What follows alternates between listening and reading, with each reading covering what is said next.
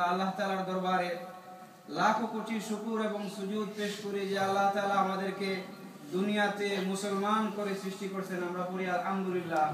আল্লাহ রাব্বুল আলামিন আমাদেরকে দুনিয়া সম্পর্কে কোরআনে কারিমে এত বেশি সতর্ক করছেন, আর আমরা তত বেশি দুনিয়ার সাথে নিজেদেরকে বেশি সংশ্লিষ্ট করি।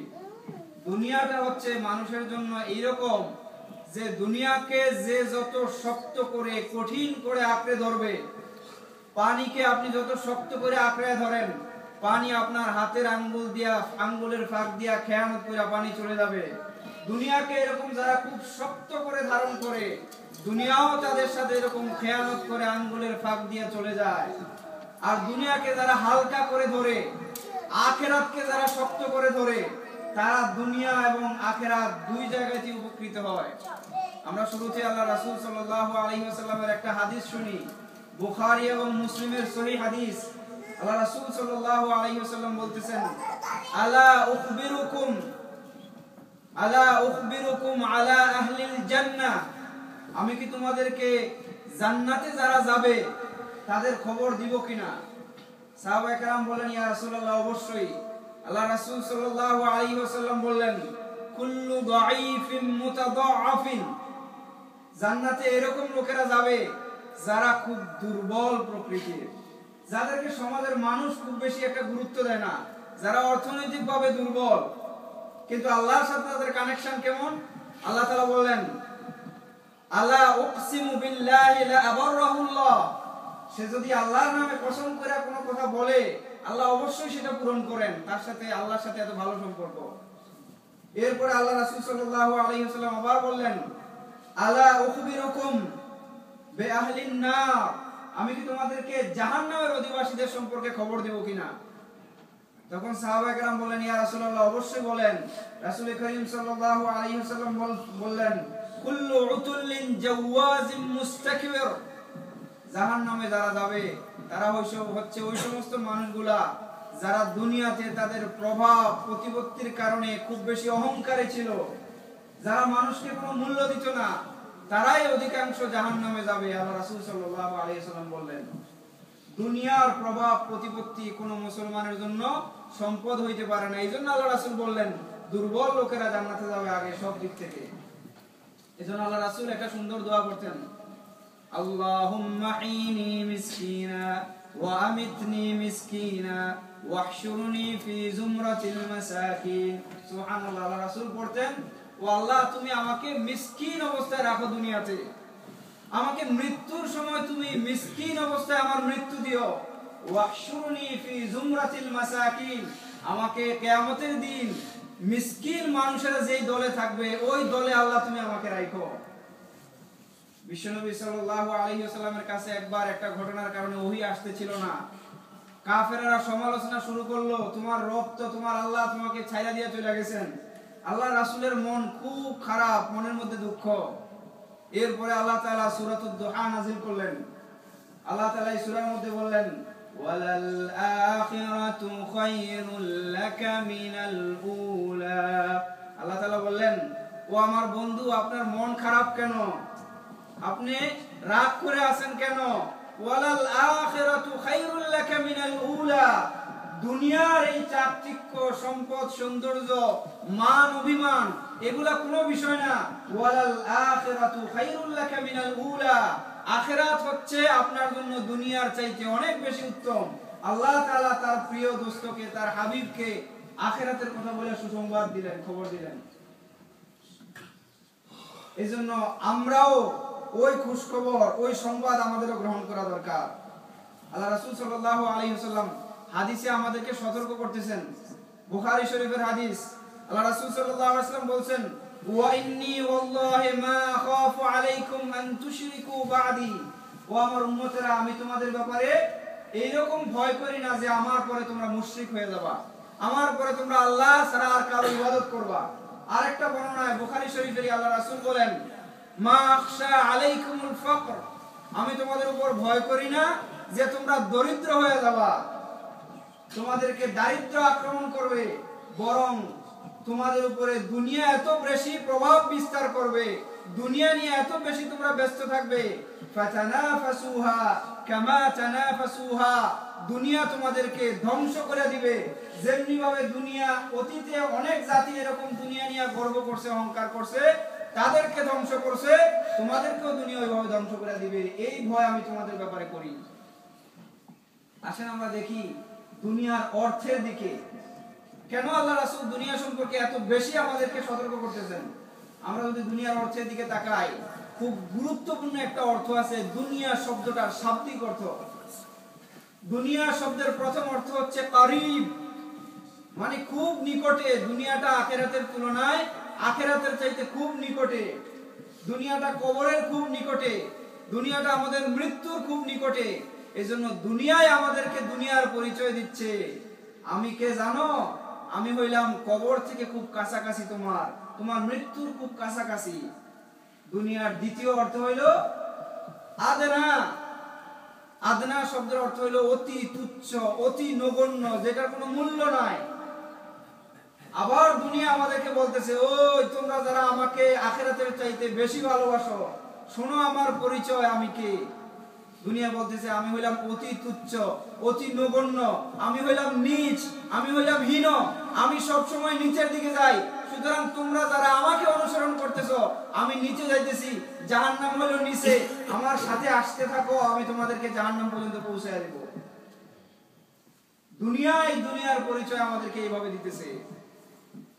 কত দূর আমরা বিশ্বনবীর উম্মতেরা দুনিয়ার পিছনে ঘুরবো, যেখানে দুনিয়ায় আমাদেরকে নেগেটিভ খবর দিচ্ছে দুনিয়া সম্পর্কে। আল্লাহ তাআলা বলেন, ওয়ালা তানসা নসিবাকা ফিদ দুনিয়া, তুমি তোমার দুনিয়ার হক ভুলে যাও না। ইমাম কুরতুবী রাহিমাহুল্লাহ বলেন, তোমার দুনিয়ার পোরশন, দুনিয়ার নসিব হচ্ছে কাফনের কাপড়। কাফনের কাপড় ছাড়া দুনিয়া থেকে যাওয়ার সময় আর কিছুই নিবা না, আর শুধু তোমার আমল তোমার সাথী হবে। এরপরে আল্লাহ রাসূল সাল্লাল্লাহু আলাইহি ওয়াসাল্লাম দুনিয়ার খুব সুন্দর একটা উদাহরণ দিলেন। বিশ্বনবী সাল্লাল্লাহু আলাইহি ওয়াসাল্লাম বলেন, মাতালুল হায়াতিদ দুনিয়া, তোমরা কি জানো দুনিয়ার জীবনের উদাহরণ কি? আইয়াদা ইসবাহু ফিল ইয়াম্মি, তোমরা যখন কেউ তোমাদের একটা আঙ্গুল বিশাল সমুদ্রের মধ্যে ঢুকিয়ে দাও, এই আঙ্গুলটা উঠে নিয়ে আসার পরে দেখো আঙ্গুলের সাথে কতদূর পানি আসছে। তোমার আঙ্গুলের সাথে যেই পরিমাণ পানি আসছে, এই পানি হইল তোমার দুনিয়া, তোমার দুনিয়ার সুখ সম্পদ এবং এর ভিতরে যা কিছু আছে সব। আর বিশাল সমুদ্র যে তোমার সামনে পড়ে আছে, এটা হচ্ছে তোমার আখিরাত। সুতরাং এই হাদিস দিয়ে যদি আমরা কম্পেয়ার করি, তুলনা করি, তাহলে আমরা দেখব দুনিয়াকে আখিরাতের সাথে মিলাইলে দুনিয়াটা একটা বড় শূন্য গোল্লা। শূন্যের পিছনে আমরা সবাই ছুটতেছি, শূন্যের পিছনে আমরা সবাই ঘুরতেছি। এরপরে বিশ্বনবী সাল্লাল্লাহু আলাইহি ওয়াসাল্লাম কিভাবে দুনিয়াতে জীবন যাপন করছেন। ওমর ইবনে খাত্তাব রাদিয়াল্লাহু তাআলা আনহু একজন বিশ্বনবীর দরবারে গেলেন। সাহাবায়ে কেরাম চতুর্দিক থেকে বসা। আল্লাহ রাসূল সাল্লাল্লাহু আলাইহি ওয়াসাল্লাম একটা খাটের উপরে শোয়া ছিলেন। ওই খাটের অবস্থা এতই খারাপ ছিল, আল্লাহ রাসূল উঠার পরে ওই খাটের প্রত্যেকটা দাগ আল্লাহ রাসূলের পিঠের মধ্যে লাগে আছে। আল্লাহ রাসূলের পবিত্র পিঠের মধ্যে খাটের দাগ লাগা। ওমর ইবনে খাত্তাব রাদিয়াল্লাহু তাআলা আনহু দেখাই কান্না শুরু করলেন। আল্লাহ রাসূল বললেন, ও ওমর তুমি কাঁদতেছো কেন? ওমর রাদিয়াল্লাহু তাআলা আনহু বললেন, দেখেন কিসরা এবং কায়সারের বাচ্চারা, রোম এবং পারস্যের বাচ্চারা, তারা কাফের, আল্লাহকে মানে না, অস্বীকার করে, তারা কত সুখ সৌন্দর্য বিলাসিতার মধ্যে জীবন যাপন করতেছে। আর আপনি আল্লাহর সর্বশ্রেষ্ঠ মানুষ দুনিয়াতে মানুষের জন্য, আর আপনার এত কষ্ট, আপনি ঘুমানোর জন্য একটা ভালো খাটেও ঘুমাইতে পারেন না। শোয়ার থেকে ওঠার পরে দেখলাম খাটের দাগ আপনার পিঠের ভিতরে লাগে আছে। বিশ্বনবী সাল্লাল্লাহু আলাইহি ওয়াসাল্লাম হযরত ওমরকে বললেন, ওমর তুমি দুনিয়ার জীবনকে এত গুরুত্ব কেন দিচ্ছ? দুনিয়াতে আমি যেভাবে আছি থাকতে দাও। আমার উদাহরণ হচ্ছে দুনিয়াতে একজন পথিক হাঁটতেছিল, সে একটা গাছের নিচে বসে কিছুক্ষণ বিশ্রাম গ্রহণ করছে। এরপরে যখন সে ঘুম ভাঙলো তখন আবার চলে গেল। দুনিয়াতে আমি ওই মুসাফিরের মতো এরকম কয়েকদিন আছি। সুতরাং দুনিয়ার সুখ সৌন্দর্য নিয়ে এত বেশি টেনশন করো না। আমি যদি চাইতাম তাহলে আল্লাহ রাব্বুল আলামিন এই উহুদ পাহাড় এগুলাকে স্বর্ণ বানায় আমার পিছে পিছে ঘুরাইতেন, কিন্তু আমি তো দুনিয়া চাই না, আমি চাই আখিরাত। অথচ আমরা বিশ্বনবীর উম্মতেরা দুনিয়ার সাথে এখন সবচেয়ে বেশি সম্পৃক্ত। আল্লাহ তাআলা সুন্দর একটা উদাহরণ দিয়েছেন কোরআনের মধ্যে, ইন্নামা মাসালুল হায়াতিদ দুনিয়া কামাইন আনজালনাহু মিনাস সামা। দুনিয়ার জীবনের উদাহরণ হইল আকাশ থেকে বৃষ্টি পড়ে, জমিনে ফসল উৎপন্ন হয়। এই ফসল দেখার পরে মানুষ মনে করে আহারে কত সুন্দর ফসল, আমরা তো এই সাম্রাজ্যের মালিক, এখানে যুগ যুগ পরে আমরা থাকবো, আবাদ করব। এরপরে রাত্রে যখন তারা ঘুমাইতে যায়, সকালবেলা ঘুম থেকে উঠে দেখে রাত্রেবেলা এমন বন্যা আসছে, বৃষ্টি হয়েছে, সবকিছু ধ্বংস করে দিছে। এরকমই মানুষের জীবনটাকেও মৃত্যুর ঝড়, মৃত্যুর তুফান হঠাৎ করে ধূলিসাৎ করে দিবে। বিল্ডার আপনার ঘরে কাজ করতেছে, ওই ঘরে আর আপনার থাকা হবে না। দামি গাড়ির জন্য অর্ডার দিবেন, ওই গাড়ি আর হয়তো আপনার চালানো হবে না। মৃত্যুর তুফান আপনার জীবনের সব স্বাদ ধ্বংস করে দেবে। খন্দকের যুদ্ধে বিশ্বনবী সাল্লাল্লাহু আলাইহি ওয়াসাল্লাম প্রত্যেকটা সাহাবী ক্ষুধার্ত। আল্লাহর রাসূল সাল্লাল্লাহু আলাইহি ওয়াসাল্লাম এত বেশি ক্ষুধার তাড়নায় ছিলেন যে তিনি দাঁড়াইতে পারতেছিলেন না। একজন সাহাবী এসে বললেন, ইয়া রাসূলুল্লাহ, একটা পাথর আমাদের সামনে, ওই পাথর তো আমরা সরাইতে পারতেছি না। আল্লাহ রাসূল সাল্লাল্লাহু আলাইহি ওয়াসাল্লাম যখন আয়েশা ওই পাথরের উপরে আঘাত করলেন, আল্লাহ রাসূল প্রথমবার জমিনের উপরে পড়ে গেলেন। একজন সাহাবী আল্লাহ রাসূলকে উঠাইতে গিয়া পেটে হাত দিয়া দেখলো আল্লাহ রাসূলের পেট পিঠের সাথে মিশে গেছে। এটা হচ্ছে পৃথিবীর সর্বশ্রেষ্ঠ মানুষ, যিনি মানুষের দুনিয়া এবং আখিরাতের সরদার, তার জীবন। আল্লাহ রাসূল সাল্লাল্লাহু আলাইহি ওয়াসাল্লাম ওই খন্দকের যুদ্ধে বলছেন এত কষ্টের মুহূর্তে, আল্লাহুম্মা লা আইশা ইল্লা আইশুল আখিরাহ ফাগফিরিল মুহাজিরিন ওয়াল আনসার। আল্লাহ বলেন, ও আল্লাহ, রাসূল সাল্লাল্লাহু আলাইহি ওয়াসাল্লাম বলতেছেন এত কষ্ট করতেছি দুনিয়াতে, আল্লাহুম্মা লা আইশা, আল্লাহ এই দুনিয়াতে আমার কোনো শখ নাই, কোনো স্বাদ নাই, কোনো ভরসা আশা নাই, ইল্লা আইশুল আখিরাহ, আল্লাহ যা চাই তোমার কাছ থেকে সব আখিরাতের জন্য চাই। ফাগফিরিল মুহাজিরিন ওয়াল আনসার, সুতরাং এই যারা মুহাজিররা আনসাররা আমাদের সাথে কষ্ট করতেছে, আল্লাহ তুমি তাদেরকেও ক্ষমা করে দাও। এজন্য রাসূল সাল্লাল্লাহু আলাইহি ওয়াসাল্লাম বলেন, আদ-দুনিয়া সিজনুল মুমিন, দুনিয়াটা হচ্ছে মুমিনের জন্য একটা জেলখানা। এই দুনিয়ার প্রত্যেকটা বিষয় জেলখানায় যেমন বিভিন্ন কিছু নিষেধ করে দেওয়া হয়, এই দুনিয়াতে আপনার জন্য অনেক কিছু নিষিদ্ধ আছে। আপনি কাজ করতে গেলে কোন কাজ করতে পারবেন না, নিষেধ আছে। আপনি তাকাইতে গেলে হারামের দিকে তাকাইতে পারবেন না, নিষেধ আছে। এই দুনিয়াটা এই জন্য আল্লাহ তাআলা মুমিনের জন্য প্রিজনের মতো করে দিয়েছেন। আর কাফেররা কি মনে করে, ওয়া জান্নাতুল লিল কাফির, তারা মনে করে পাইছি রে, বেশি দিন তো বাঁচবো না, যা খাওয়ার একসাথে খায়া নেই, খাইতে খাইতে তারা নিজেদেরকে জাহান্নামের আগুনের মধ্যে ফেলে দেবে।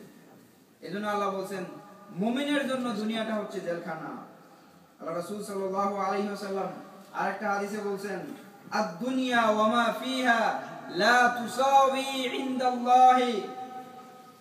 আল্লাহ রাসূল সাল্লাল্লাহু আলাইহি ওয়াসাল্লাম বলতেছেন দুনিয়া এবং এর মধ্যে যত কিছু আছে এগুলা আল্লাহর কাছে লা তুসাওয়ি ইনদাল্লাহি জানাহা বাউদা, একটা মশার দানার সমান মূল্য নেই আল্লাহর কাছে। এটা হাদিসে আসছে যদি আল্লাহর কাছে থাকতো মশার দানার সমান মূল্য, তাহলে আল্লাহ তাআলা দুনিয়া এবং দুনিয়াতে যত কাফের আছে, বেঈমান আছে, এদেরকে পানি পর্যন্ত পান করতে দিতেন না। এজন্য আল্লাহ রাব্বুল আলামিন যেটা পাওয়ার জিনিস, যেটা আমাদের দরকার, ওই সবটাই রাখছেন মুমিনের জন্য। মশার দানার চাইতেও নিকৃষ্ট জিনিস একটা দিয়ে আল্লাহ আমাদেরকে পরীক্ষা করতেছেন যে তোমরা কি আমার নিয়ামতের ওই সামান্য একটু পাওয়ার পরেই পাগল হয়ে গেলে, নাকি আল্লাহর জান্নাতের আশা তোমাদের অন্তরের মধ্যে আছে। এজন্য আল্লাহ আমাদেরকে টেস্ট করতেছেন। এখন আসেন আমরা একটু ভিন্ন কথা বলি। তাহলে এখন কি করব আমরা? এখন আর এখান থেকে ঘরে যাব না, কেউ ব্যবসা বাণিজ্য করতে যাব না, কাজে কেউ যাব না, সবাই মসজিদে বসে থাকবো, আল্লাহ আল্লাহ করব। এটার নাম কি ইসলাম? আল্লাহ রাব্বুল আলামিন বলছেন তুমি সব কিছু করবা, কিন্তু যেখানে যা করবা আমি যেভাবে বলছি সেভাবে করতে হবে। فَإِذَا قُضِيَتِ الصَّلَاةُ فَانتَشِرُوا فِي الْأَرْضِ وَابْتَغُوا مِنْ فَضْلِ اللَّهِ ওয়াযকুরুল্লাহা কাসীরান লাআল্লাকুম তুফলিহুন। আল্লাহ বলতেছেন যখন তুমি নামাজ শেষ করবা, ফান্তাশিরু ফিল আরদ, তখন তুমি জমিনের মধ্যে ছড়ায়া পড়ো, ওয়াবতাগু মিন ফাদলিল্লাহ, এবং আল্লাহ তাআলা তোমাকে যে অনুগ্রহ দিবেন, দয়া করছেন, ওইটা খুঁজা বের করো, তালাশ করো, রিজিক অনুসন্ধান করো।